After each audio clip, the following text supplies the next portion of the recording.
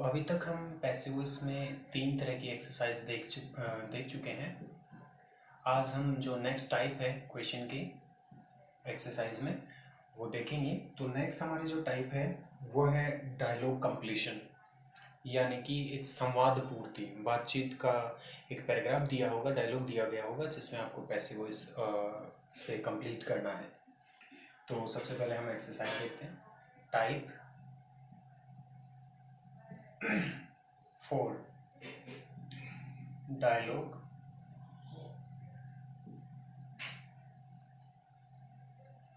Completion, यानी कि dialogue का अर्थ होता है वार्तालाप और कंप्लीशन यानी पूर्ति। तो वार्तालाप की पूर्ति करना।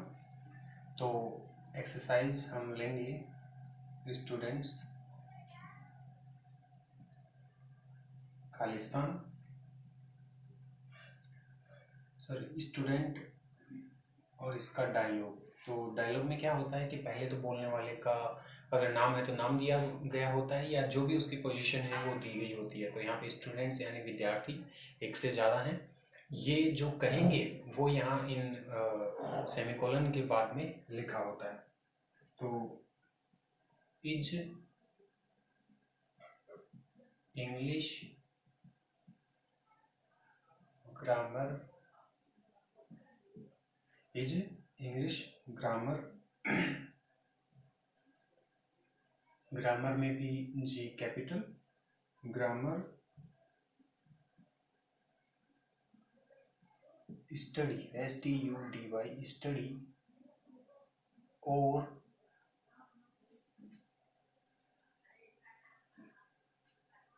फिर से खालिस्तान ब्रैकेट में प्रैक्टिस PRACTIS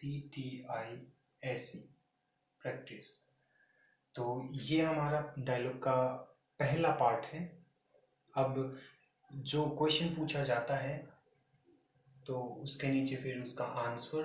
तो डायलॉग इस तरह से बनता है, सवाल होता है, फिर उसका आंसर होता है, या फिर कोई भी बात दो लोगों के बीच में बात हो रही होती है, या दो से अधिक लोगों के बीच में बात हो रही होती है। I guess word properly visible नहीं है, मैं एक बार दोबारा से इनको लिख देता हूँ। इंक ड्राई होने की वजह से जो लेटर्स है वो साफ नहीं लिखे गए। तो ग्रामर ब्रैकेट में स्टडी कोमा और के बाद में फिर से ब्रैकेट और वो सॉरी खालिस्तान और फिर प्रैक्टिस, देन क्वेश्चन मार्क। इसके बाद में टीचर। दूसरा डायलॉग है टीचर का।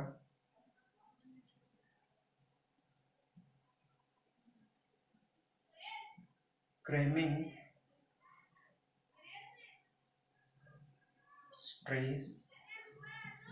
stress in old grammar. Cramming CRAMMING cramming, stress in old grammar. Functional grammar, functional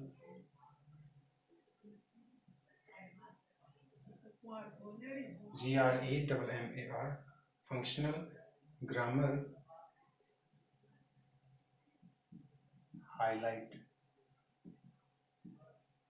HIGHLIGST, highlight more in future, more in future. Next, student STUDENT, student has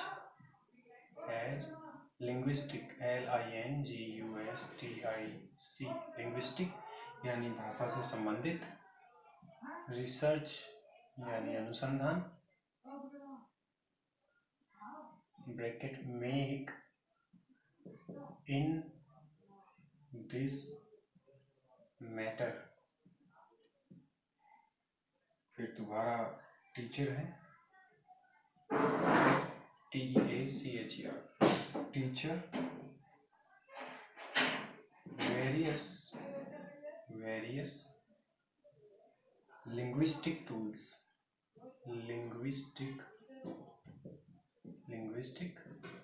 tools Khalistan device these days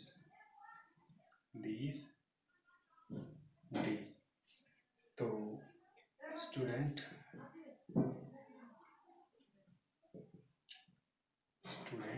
thank you sir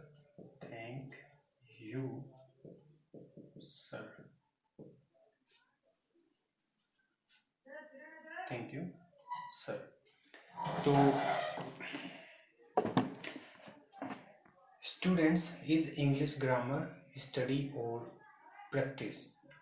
तो teacher cramming, तो ये question mark है। यहाँ पे एक question पूछा गया है स्टूडेंट्स के द्वारा, देन टीचर इसका आंसर दे रहा है और फिर दोबारा से यहाँ क्वेश्चन पूछा गया एंड देन अगेन टीचर जवाब दे रहा है और फिर स्टूडेंट्स इसे धन्यवाद देते हैं। तो इसे किस प्रकार से इसका आंसर करना है, ये डायलॉग कहलाता है। इस तरह का जो फॉर्मेशन होता है वो क्वेश्चन आंसर, तो ये दो या दो से अधिक लोगों के बीच में भी हो सकता है। तो स्टूडेंट्स पूछ रहे हैं इस इंग्लिश ग्रामर स्टडी और प्रैक्टिस, कि क्या जो अंग्रेजी ग्रामर है वो स्टडी और प्रैक्टिस की जाती है। तो यहाँ देखिए इज से स्टार्ट हो रहा है, तो हेल्पिंग वर्ब आपको ऑलरेडी दी गई है। अब वर्ब की जो पहली फॉर्म है, वर्ब की जो मेन वर्ब की जो फॉर्म है वो हमेशा पैसिव वॉइस में थर्ड रहती है। तो इसलिए हेल्पिंग वर्ब यहाँ पे दी गई है, आपको मेन वर्ब भरनी है जो कि हमेशा थर्ड रहेगी। तो स्टडी, और इसके बाद में और या एंड दिया गया हो तो जो पहले वर्ब आई है वो ही वर्ब बाद में आती है। तो प्रैक्टिस का भी थर्ड फॉर्म PRACTISED। ऐसा चेंज तब होता है जैसे कोई वर्ब दी गई हो उसके तुरंत बाद में टू हो तो वर्ब की फर्स्ट फॉर्म आती है, लेकिन अगर वर्ब की जो भी फॉर्म होती है उसके बाद में और या एंड के बाद में वर्ब हो तो जो वर्ब की फॉर्म पहले है वहीं बाद में आती है। अगली, cramming stress in old grammar, functional grammar highlight more in future. Cramming का अर्थ होता है जबरदस्ती ठूसना या रट्टे लगाना।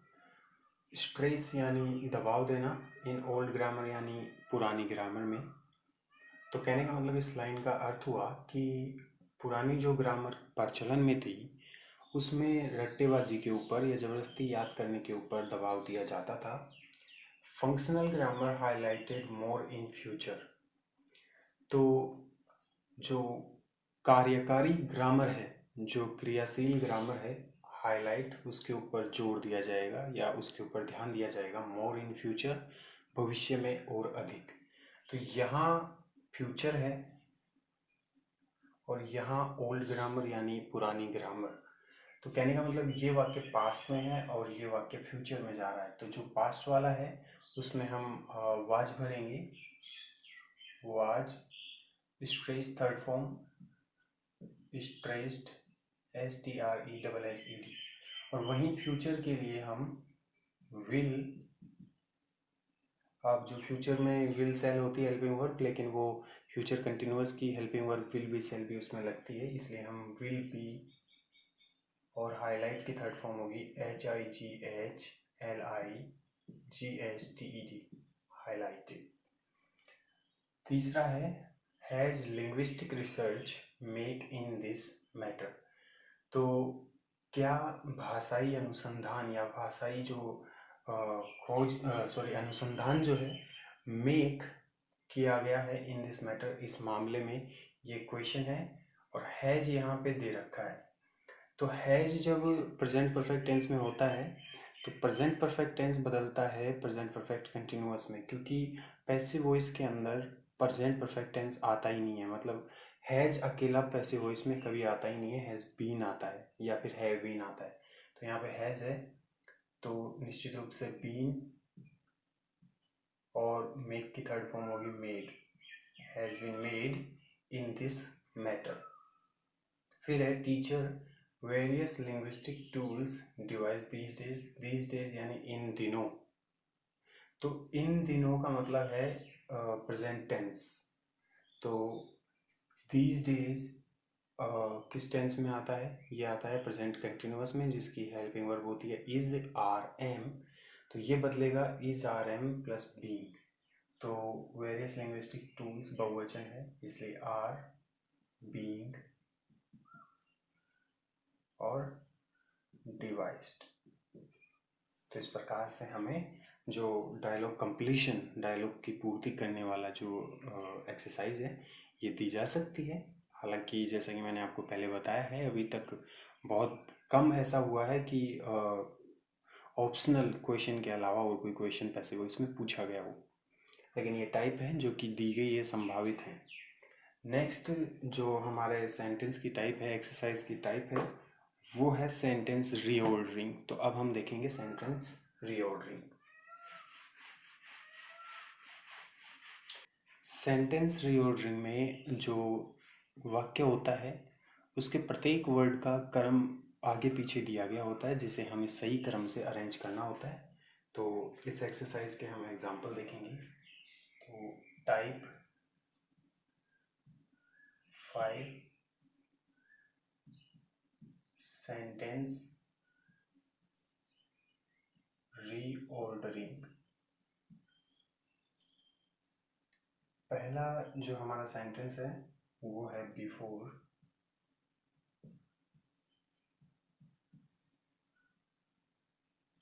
Diwali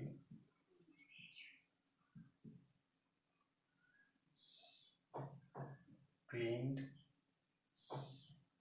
our houses. दूसरा जो सेंटेंस है वो है unthoughtfully, THOUGHTFULLY, unthoughtfully,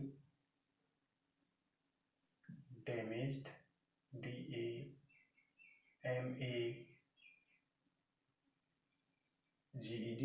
damaged, was, ozone layer. अगला जो है वो है diminished,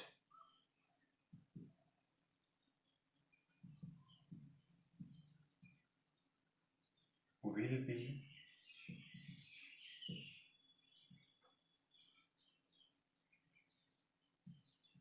of, CFC, the use,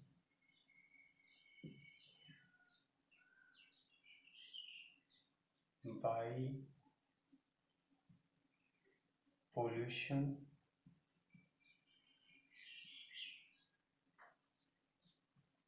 caused, are being diseases। Last है in Europe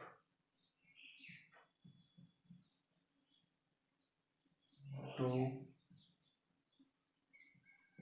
work, being invited, being invited, Indians were, Indians were। तो ये 5 सेंटेंस जो है वो हमने लिए। तो अब इनको कैसे अरेंज करना है ये हम देखेंगे। तो अरेंज करने के लिए सबसे पहले हमें जो सीक्वेंस होता है, जो क्रम होता है सेंटेंस का, वो हमें पता होना चाहिए। तो सेंटेंस का जो सीक्वेंस है वो इस तरह से है कि जो एक्टिव होता है, यानी कि टेंसेस का जो ऑर्डर होता है, वो होता है subject, helping verb plus main verb plus object plus time या अदर वर्ड्स। तो टाइम दिया गया हो तो टाइम, या अदर वर्ड दिया गया हो तो अदर वर्ड।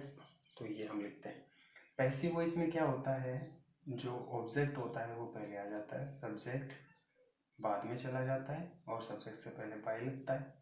मेन वर्ब की थर्ड फॉर्म आपको लगानी है। तो इसलिए पैसिव इसका अब जो हुआ वो है पैसिव सब्जेक्ट, यानी कि बदल के आया हुआ ऑब्जेक्ट, पीएस यानी passive subject. Helping verb, main verb जो कि आप हमेशा वर्ब की थर्ड फॉर्म रखेंगे, प्लस बाय प्लस पैसिव का ऑब्जेक्ट प्लस टाइम।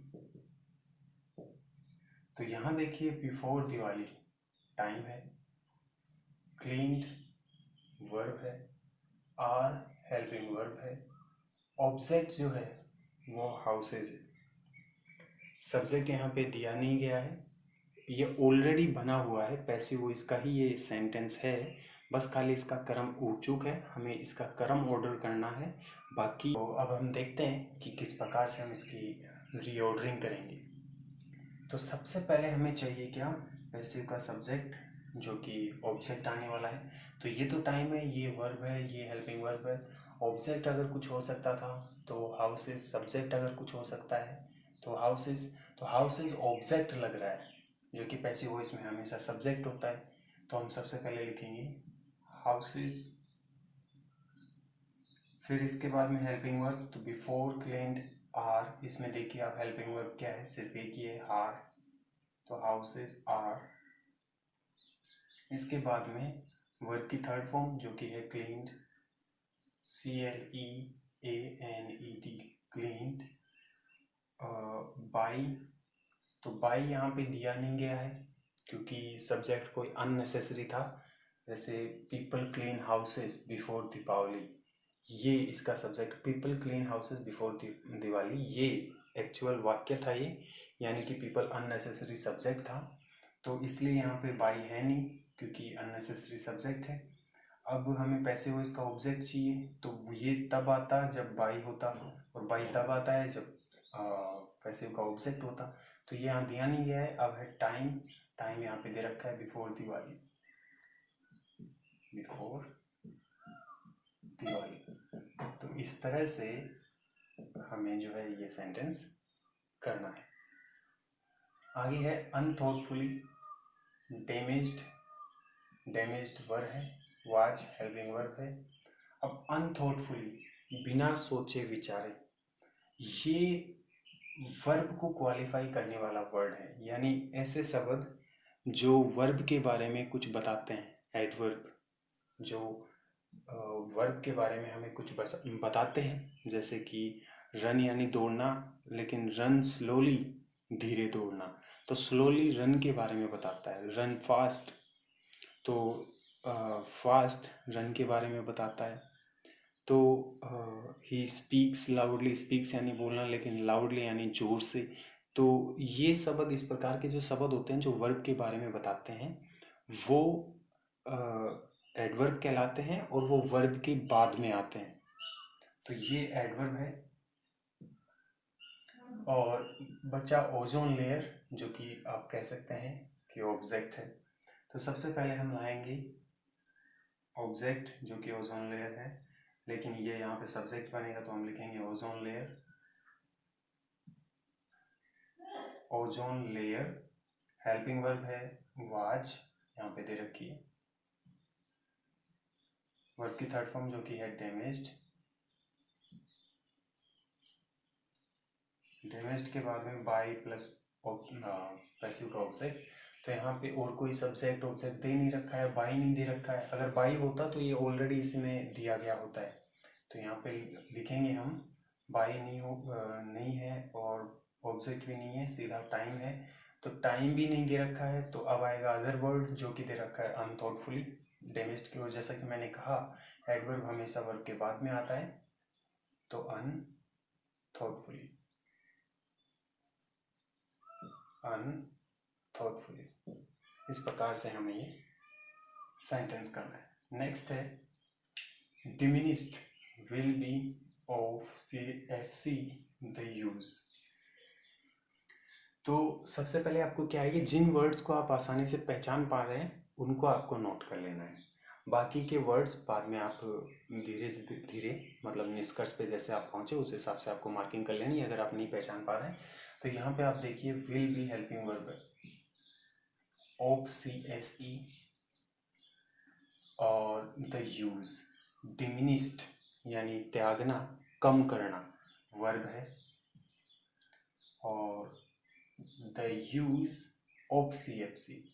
तो ऑफ CFC का मतलब ये हो गया कि ऑफ कभी भी अकेला नहीं आता है। ऑफ का मतलब ये होता है अगर वाक्य के किसी शब्द के शुरू में ऑफ आ रहा है तो इसका मतलब ये है कि वो किसी दूसरे वर्ड से जुड़ा हुआ है। ऑफ अकेला कभी आता नहीं है।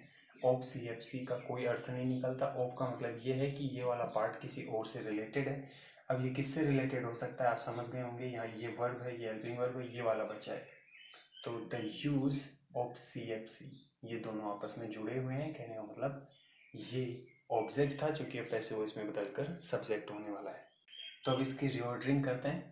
तो जैसा कि मैंने कहा ऑफ CFC द यूज, तो ऑफ CFC कभी अकेला आ नहीं सकता। तो ये दोनों आपस में जुड़े हुए हैं। ये हेल्पिंग वर्ब हो गई और ये मेन वर्ब हो गई। तो ये वाला पार्ट जो है वो हम शुरू में लाएंगे क्योंकि यही ऑब्जेक्ट है। तो ऑब्जेक्ट पैसिव में सब्जेक्ट में बदलेगा। The use of CFC helping verb रहेगी विल बी और वर्ब है डिमिनिस्ड और कुछ पार्ट इसमें बचा हुआ नहीं है। तो the use of CFC will be diminished. Next है by pollution caused are being diseases. तो बाय पोल्यूशन, अब देखिए यहाँ पे ये कंप्लीट एक सेंटेंस दे रखा है। तो बाय पोल्यूशन, तो बाय प्लस पोल्यूशन, ये आपका दे रखा है सब्जेक्ट जो कि पैसिव वॉइस में ऑब्जेक्ट होने वाला है। तो इसे हम ऑब्जेक्ट ही लिखते हैं।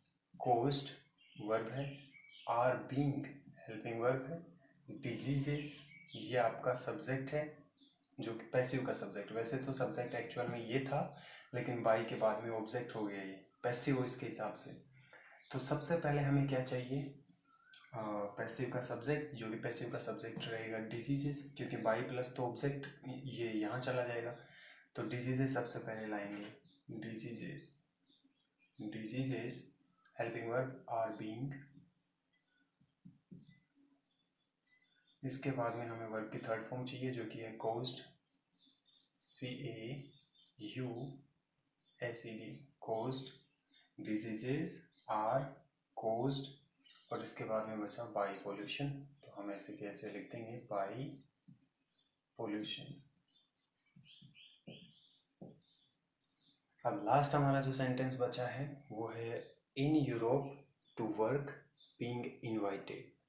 इंडियंस वर इन यूरोप, तो टाइम और स्थान जो है वो दोनों ही वाक्य के एंड में आती हैं, चाहे टाइम हो चाहे वो प्लेस हो, स्थान।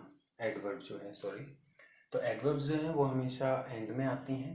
और to work being invited Indians were, तो इंडियंस वर यहाँ पे देखिए हेल्पिंग वर्ब जो है वो इसके साथ ही दे रखी है, इंडियंस वर बीइंग इन।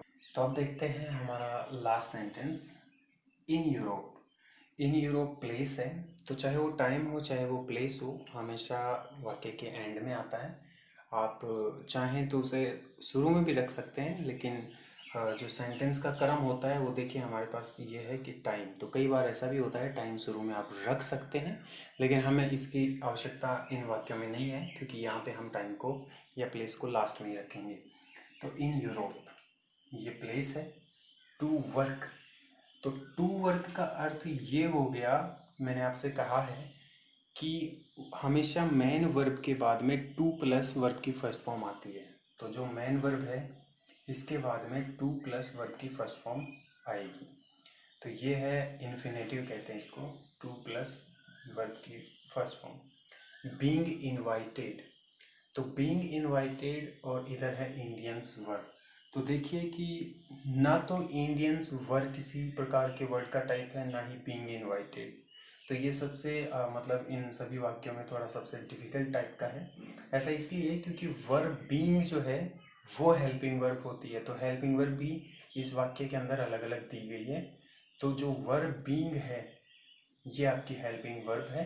तो अगर ये आप पहचान जाते हैं तो ये आपके समझ में आ जाता है कि वर्ब पहले आएगा, बीइंग बाद में, यानी कि ये वाला पार्ट पहले आएगा, बीइंग इनवाइटेड बाद में आएगा।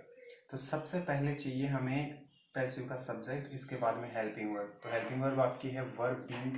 तो इसका मतलब ये दोनों ही शुरू में नहीं आएंगे, ये दोनों ही शुरू में नहीं आएंगे। हमें शुरू में कौन सा पार्ट लेना है जिसमें मतलब पहले सब्जेक्ट आए, इसके बाद में हेल्पिंग वर्ब आए। तो ये प्लेस दे रखा है, ये वर्ब के बाद में लगेगा।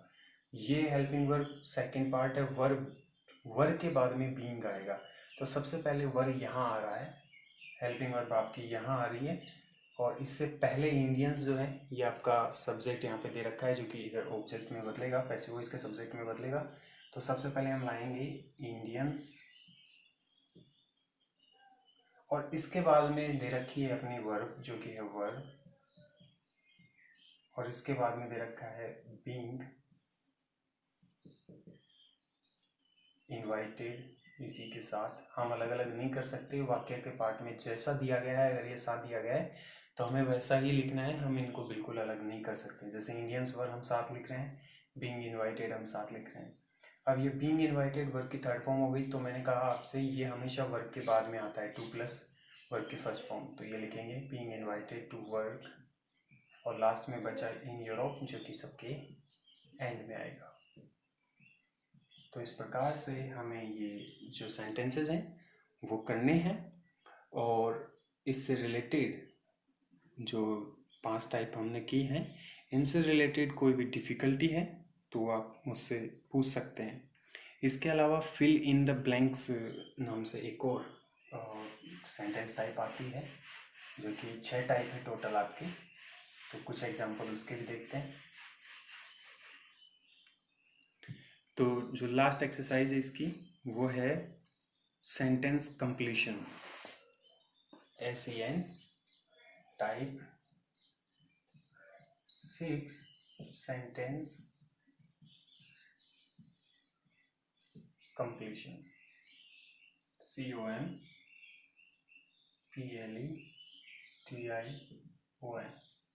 तो सेंटेंस कंप्लीशन, तो रिक्त स्थान आपको दिया गया होता है और उनमें से आपको भरना होता है। जैसे मैनी डिजीजेस, और खालिस्तान दिया गया होगा। दूसरा चीज खालिस्तान। 3 ए school is a place where children। तो यहाँ पे हमें क्या करना है, पैसिव वॉइस के यूज़ करते हुए जो है हमें इन सेंटेंसेस को भरना होता है। तो ऊपर आपको दिए गए होते हैं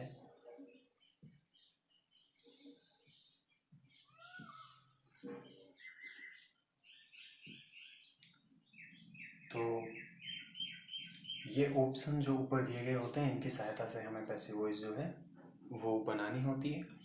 तो मैनी डिजीजेस, चीज़, a school is a place where children. तो यहाँ पे हमें जो उपयुक्त शब्द होता है जिसका उपयोग करते हुए हम सेंटेंस को बना सकते हैं, हम बनाते हैं। हालांकि इसमें ऐसी कोई बाध्यता नहीं होती है कि आप इसी टेंस में बनाएं, बस सेंटेंस जो है आपका वो करेक्ट होना चाहिए। तो मैनी डिजीजेस, तो अनेक बीमारियाँ, कॉजेज। तो कॉजेज यानी कारण होना किसी चीज़ का, और मेक यानी बनाना, और टीच यानी पढ़ाना। तो टीच का अर्थ इससे हो सकता है, चीज़ बनाना इससे संबंधित हो सकता है, मैनी डिजीजेस कॉजेज। तो many diseases are caused by tobacco. तो are caused by tobacco present simple tense में हम बना रहे हैं तो पैसिव वॉइस में present simple are is are am में बदल जाता है। चीज इज, मेक की थर्ड फॉर्म हम करेंगे मेड ऑफ मिल्क, दूध से चीज बनता है। A school is a place where children, teach का हम लिखेंगे आर टोट, एक विद्यालय वो जगह होती है जहाँ पे बच्चे पढ़ाए जाते हैं। तो इस प्रकार से जो है आपको सेंटेंस कंप्लीशन दी गई होती है। तो मोस्टली इस प्रकार की एक्सरसाइजेज जो हैं अभी तक आई नहीं है और आती भी नहीं है, ऑप्शनली आती हैं। साथ ही कई बार जो सेंटेंस रीऑर्डरिंग है इससे पहले वाली एक्सरसाइज वो भी एग्ज़ाम में कई बार आती है। तो ज़्यादा से ज़्यादा आप प्रैक्टिस करें, क्योंकि प्रैक्टिस करने से आपका जो टॉपिक है वो ज़्यादा क्लियर होगा और बेहतर तरीके से आप समझ पाएंगे। कोई इससे रिलेटेड क्वेश्चन हो वो आप हमेशा पूछ सकते हैं।